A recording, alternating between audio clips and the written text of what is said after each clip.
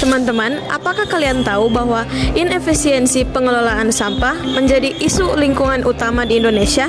Yayasan Pelapor Pemilihan 17 telah melakukan survei mengenai isu lingkungan yang menjadi prioritas untuk diselesaikan oleh pemerintah yang diisi oleh masyarakat. Pada tanggal 4 Juni 2025, mereka merilis hasil survei tersebut.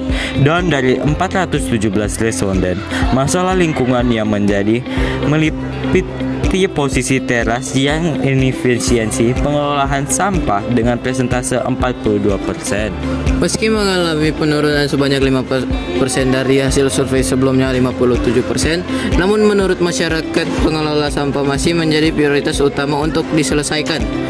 Mayoritas masyarakat yang mengatakan masalah ini harus segera diselesaikan adalah masyarakat yang mendiami Pulau Sumatera sebanyak 49% dan Pulau Jawa sebanyak 48%. Jadi sebenarnya apa yang disampaikan oleh survei adalah menjelaskan bahwa sebenarnya permasalahan sampah itu sangat dekat di kehidupan masyarakat, khusus masyarakat perkotaan, apalagi di wilayah tingkat urbanisasi yang tinggi layaknya Sumatera dan Jawa.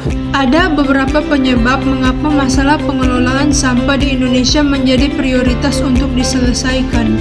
Kesadaran dan perilaku masyarakat dalam membuang, memilah, serta mengelola sampah nyatanya masih rendah.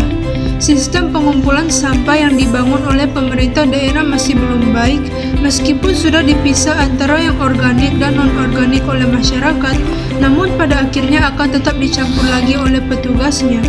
Temuan ini menunjukkan bahwa permasalahan pengelolaan sampah bersentuhan langsung dengan keseharian masyarakat, terutama di daerah perkotaan yang menghadapi permasalahan volume sampah tinggi, keterbatasan pengolahan, hingga tata kelola yang belum optimal.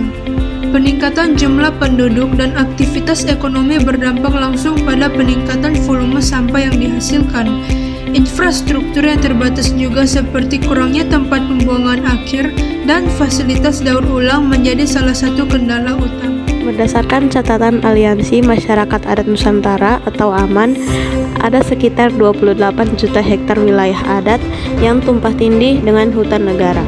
Jika proyek pangan dan energi tumpah tindih dengan wilayah adat, maka akan terjadi perampasan tanah secara otomatis.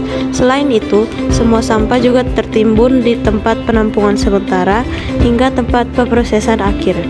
Tidak hanya menimbulkan bau dan pandangan yang tidak enak untuk dilihat, tumpukan sampah organik maupun anorganik yang bercampur dapat mengancam kehidupan manusia.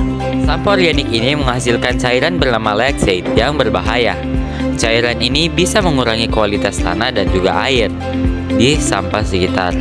Selain itu, tumpukan sampah organik dapat menghasilkan gas metana yang jika disimpan dalam kondisi tertutup, kekurangan sinar matahari dan juga oksigen juga dapat meledak.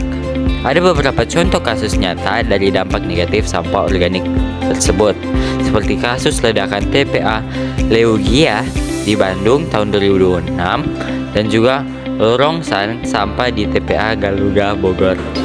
Solusi pertama yang bisa kami berikan adalah menyediakan tempat sampah khusus untuk memisahkan jenis sampah di tiap rumah.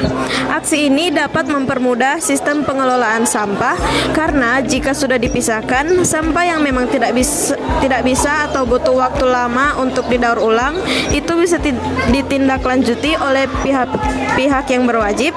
Sedangkan untuk sampah sejenis plastik, kardus dan lain-lain yang bisa dikreasikan menjadi hal yang bisa digunakan kembali ataupun diubah menjadi ekobrik atau ekopaving. Konsep zero waste yang mulai sering disuarakan agar manusia mulai peduli dengan alam dapat diwujudkan dengan menggunakan barang-barang yang tidak habis pakai. Salah satunya seperti mengganti plastik dengan tas belanja kain, mengganti styrofoam dengan kotak bekal, dan memakai botol untuk mengurangi pemakaian air minum dalam kemasan.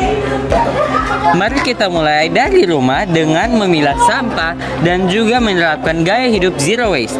Karena langkah sederhana ini akan mengurangi beban lingkungan sekaligus menjaga bumi kita tetap lestari.